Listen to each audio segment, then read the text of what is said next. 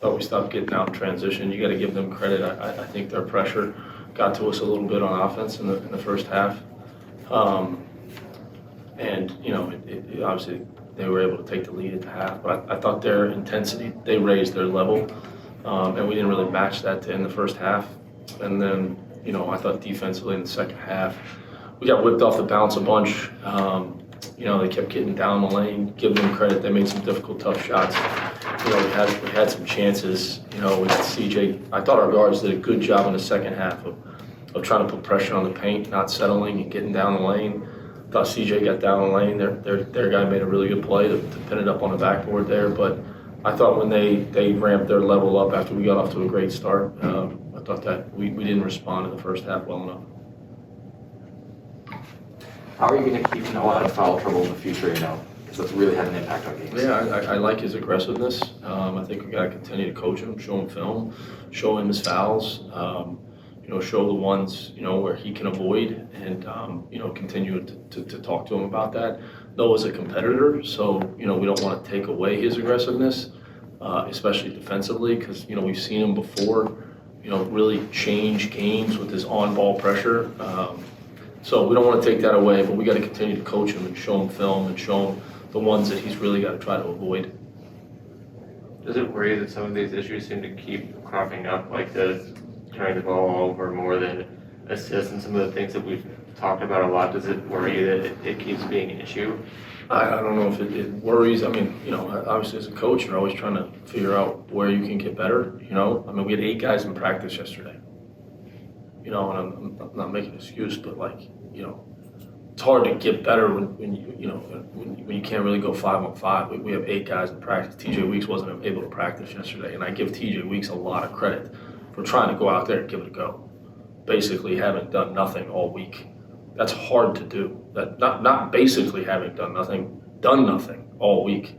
You know, has to be in quarantine and then tries to go out there and play. I think that shows you know, just TJ's toughness.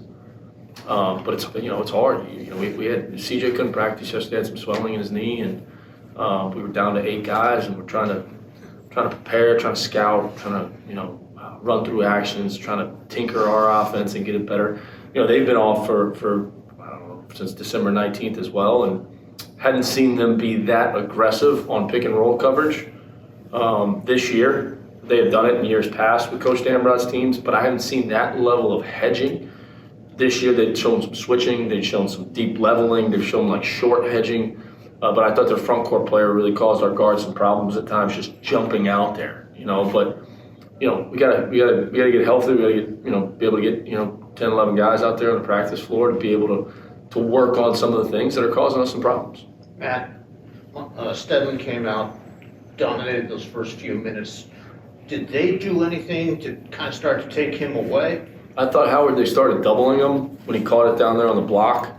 He made a great pass in the first half and threw the ball out to Trent, who made a 3. Had a turnover in the second half, but they weren't going to just let him keep wheeling and dealing down there. They made the right adjustment and started doubling him.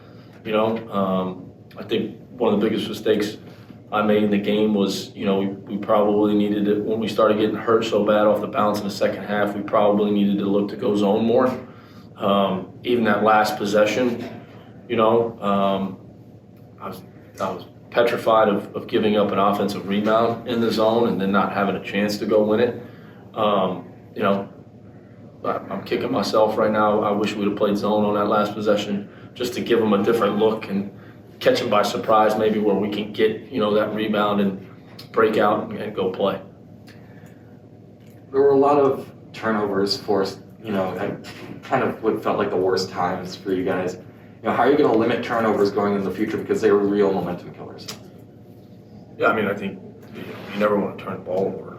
You know, I thought, you know, I think CJ had 3 in a row there in the second half or in the first half. I thought that, you know, when Noah's on the bench, you take a ball handler out of the game. You know, when Javon's not here, you take a ball handler out of the game. You know, so hopefully we can get him back healthy. I think we got to continue to show film. You know, it's, you know, I've been a part of a lot of teams that have not gotten off to great starts in conference play and have found a way to respond and win a bunch of games. And, you know, we're going to keep battling, keep getting better. Got a great opportunity on Tuesday against one of the best teams in the league. After kind of a disappointing loss after being up to kind of 12 in the first half there, what kind of is the message, I guess, internally in the locker room kind of going off after this game? Do you feel like your team, after these type of losses, have been able to rebound like well in the next day of practices, or if it's something that you get on pretty aggressively like in the post game? Stay together. Stay together. Don't split. Don't turn on each other. Don't block out the noise. Stay together. Anything else for Coach? All right, thanks, guys. Thanks, guys. Thank you. I just wanted to come out and be aggressive as possible, give my team the best chance to win, get early duck-ins and seals, try to score around the basket. Yeah, that was basically my mindset, try to dominate. Was it frustrating to kind of have to be in and out of the game when you were playing so well? Yeah, I mean, I understood what coach was doing, but he thought, it was best for the team, but I just try to do what's best when I'm in the game, whenever he decides to put me back in the game. What were the type of differences you were seeing, I guess, from Duquesne the second half in terms of like the defensive game plan for you guys coming out of the half? Well, they started blitzing the ball screens and doubling the post, so we were trying to make the right play. Especially me, I was trying to find people, cut into the basket and get open threes, because they were doubling pretty hard. What else? And we failed to take care of the ball, so that kind of contributed to our collapse towards the end of the game. This team has kind of had a history of being able to come back and being able to come back. Did you guys feel like that was happening, or is that not something you necessarily want to have to lean on? Nah, we want to work on it. We don't want to be a team that's always trying to come back towards the end of the game, because that puts a lot of pressure to make every possession perfect. We're continuing to work. It's still early in conference play, so I think you'll see improvement throughout the conference season of us getting out to far stretches and being able to maintain those leads. Go ahead, no, that's yours. So Coach was talking about how they were hedging on you guys on the backcourt. How difficult did they make it for the guards in the second half to penetrate? Second half, it wasn't really difficult at all. First half, I think it caught us off guard, not knowing how they play the ball screens, and they stepped up their physicality, and it caught us off guard. Second half, I feel like we handled it very well. What's kind of the message within, I guess, the locker room in terms of, I guess, the leadership? What is players like Noah and like Trent, what have they kind of been telling you guys, I guess, after the game? Just being the veterans, I guess, in the room, like from the players, like what's the message? We're all leaders, so we don't have just one. That's why we don't have a captain this year. Everyone's the leader, and All the older guys. especially all the older guys, and it's really timely. It could be from Noah to Ryan Marcus. You just never know. So everyone just timely just says what they see. How was it to get 2 games that were actually supposed to happen after? Get the 2 games. It was a relief. We, of course, wanted to play those first 2 games, but finally able to get back on the court. That was a relief. We've been practicing against each other, so we wanted to go play against somebody else. We haven't played since the 19th, before we played Richmond, so we're still getting our feet back out under us. Still got some guys out that contribute to this team at a very high level, so we're looking forward for them to come back and just get better at practice. This upcoming week we got Davidson, so we got a big game coming up. Davidson's first in the country in 3-point, and you guys are not country, conference in threes. You guys are second. How's the matchup going to be, especially against the guards? It's going to be a shootout. I guess it's going to be fun for the fans. We're not going to change our style of play. Yeah, it'll probably be a really high scoring game. So, Well, hopefully not for them. I think some people see a game like this and they get like, they think the sky is falling.